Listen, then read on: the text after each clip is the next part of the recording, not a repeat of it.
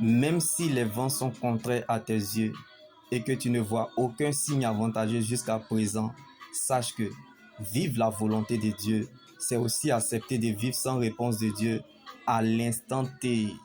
Encore un peu de temps, l'on saura que l'Éternel est celui qui a rebâti ce qui est abattu. Il est celui qui a planté ce qui était dévasté. Il est celui qui a redressé ce qui était tortueux. Il est celui qui a aplani l'endroit où le chemin est rocailleux. Le Dieu que nous servons n'a jamais perdu un combat là où son nom a été mis en cause. Car lorsqu'il révèle un fait, il va jusqu'au bout de sa délivrance complète. Jésus est la finalisation de ce qu'il commence. Lorsqu'il t'attend la tête, il compte sur lui-même pour t'accompagner. Donc si c'est à cause de toi, tu perdras la bataille. Mais à cause de Dieu, tu gagneras le combat.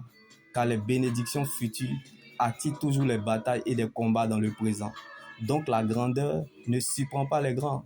Car tout ce que tu souffres, c'est pour qu'en toi, tous puissent voir ce que Dieu est capable de faire.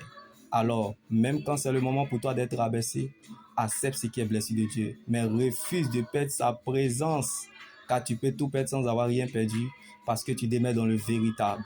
Jésus est la puissance d'une vie impérissable. Donc devant tous mes problèmes, je les oppose à mon Dieu, car en face de tous les défis, il s'en rend compte qu'il est concerné. Donc ce n'est plus ton combat, car Christ a été ressuscité pour toi.